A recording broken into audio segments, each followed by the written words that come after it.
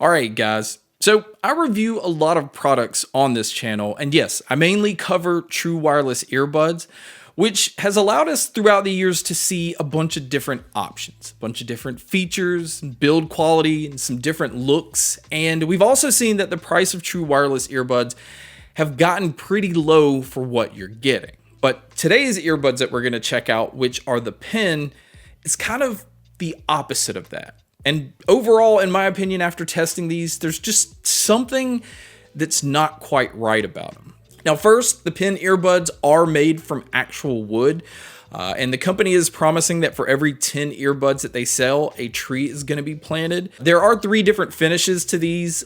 You have a bamboo, you also have walnut, and then I have the cherry version here. On the outside, you're getting a fairly small case. Now, it is charging through a USB-C cable, but it also does support Qi wireless charging, which is a plus. It does have an overall pretty nice feel to it until you open up the lid. The lid just feels a little loose and wobbly, which kind of makes them feel a little bit cheap. Now, the earbuds remind me so much of the Mifo earbuds that we've checked out as far as from like a design standpoint, except obviously the Pens are made out of wood. Now, these do use touch controls, and I am happy to say that out of the box, you do get control over everything. Now, tech-wise, they do come in with Bluetooth 5.4, so they do have that multi-point connection. However, they only support AAC playback, and it even says on their site that this is some of the best sound quality with AAC, just like it is. And that's not a high-end Bluetooth codec, which we've seen in some pretty inexpensive earbuds. Now, they are using 6mm dynamic drivers, which may seem small compared to some of the other ones we've tested lately, but I believe that is the same size driver that was used in the Sony WF-1000 XM4s. So that is a pretty expensive earbud. Now, they do come in with an IPX4 rating, so there is some level of water protection, and it's really just going to be fine if you're out and about and it starts to rain, and also if you're at the gym and you're somebody that sweats heavily. It just gives you a little bit of peace of mind that your earbuds aren't going to be damaged. Now, as far as the battery life, I would say that they're pretty decent here. It only comes in with 6 hours of battery life on the earbuds on a full charge. But with the charging case, you can expect to get around 36 hours total. And it does have a fast charging feature, although definitely not the best that I've seen, where a 15-minute charge will get you about 2 hours of use. Now, here is where a lot of the concerns come in for me. And I'm still not going to mention the price just yet because I do think that's better to save just a little bit later, but I did have an issue where these would not disconnect every time that I would put the earbuds into the case. So I would just put them in the case, think that they're, disconnected from my phone and charging, and they weren't. It actually took a couple of tries each time to actually get it to disconnect and to be charging inside the case. So there will be times where you take them out and the earbuds are going to be dead because they weren't charging the whole time that you put them in. Now, on their site, it does say that it has a companion app, which allows you to be able to take advantage of all kind of different features like an AI chat mode. You're also supposed to be able to use AI for real-time translation, so you can translate different languages just like on the fly. And it also says it has photo translation, and I don't exactly know what that means, but it also has a sleep aid feature where it plays just different relaxing sounds. There's also different EQ options, and then there's also supposed to be some form of low latency. Now, I don't know if it's actually a low latency mode within the app or if the earbuds themselves are just supposed to have low latency kind of baked in so that it cuts down lag and things like that. And when I say supposed to, and it's supposed to do this and expect to do this, I can't really verify any of this because I wasn't ever able to find the app. I couldn't find it by looking it up on the Play Store. I couldn't find it by, seeing it on their site anywhere. It wasn't in the manual. It wasn't on the packaging.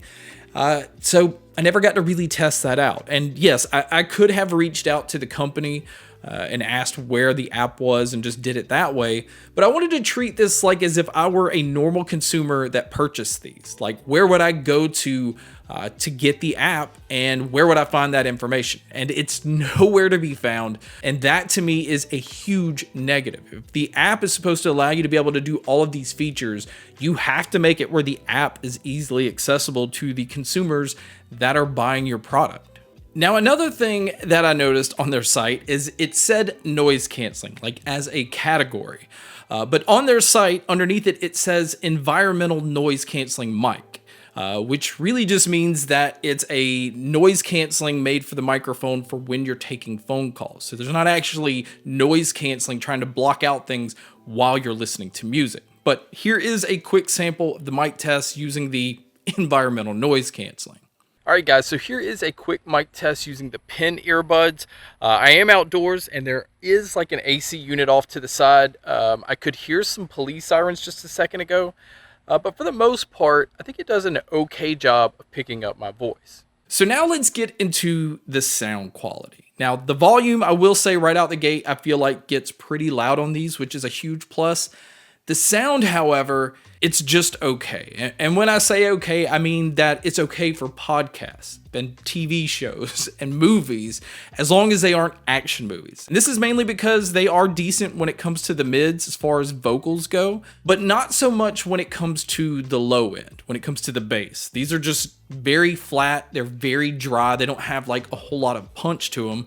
And usually I can look past this if it is a very detailed earbud that's just made to aim for something different. But sadly, they're just not. I mean, the vocals are pretty clean for the most part, but the treble just lacks that sparkle, that detail that I like with a lot of other earbuds that I test. And for the most part, it feels like the treble is kind of off at a distance, and it just doesn't have a whole lot of life to the sound quality as a whole. It just doesn't feel full, and again, that kind of goes back to these not having a really nice punch to them. But the sound overall just kind of feels lifeless. So it's not something that I feel like is just good across all different genres, especially more mainstream genres like pop and hip hop. Even rock and metal just sounded so flat, and I wasn't a huge fan of the way that these were tuned. Now, I would have liked to have tried different EQ options, but without the app, I really just wasn't able to do that, so I can only talk about the sound the way they are out of the box. And then when it comes to the soundstage and sound imaging, there's nothing really impressive here, because for the most part, it kind of left me feeling like I was in a small to medium-sized room. And although it did a pretty decent job with being able to tell where sounds are coming from, they just didn't have a whole lot of depth to them. And so overall, and I think this is where it's worth finally mentioning the price, these come in at $185, and that's what it says on their site. But it also says they're on sale for $119. Now, they also say that they're available for pre-order, which will start shipping in October. But eventually, after you start clicking through everything, you start to realize that this is a Kickstarter funded project, which I don't normally have issues with, because I do understand that some companies just have to get started somewhere. It's not, that everybody has the capital or the money sitting there to release a product just straight out the gate. But your product has to be something really good. It has to be something that people want to get behind and actually back. And with all the promises on the site, I could see this being somewhat appealing. This product just, for me, doesn't deliver on all of the things that it's advertising, mainly because I wasn't able to test them out. But at the same time, you have to make it where it's easily accessible to the things that you're trying to get to the consumer. So, show the app, show where to get the app. And you have to tune these to be more consumer friendly out of the box if you want to appeal to more people. The sound quality on these, there's just something lacking here. And I don't think it's the size of the driver. I just think it's the lack of the life that the sound has in these.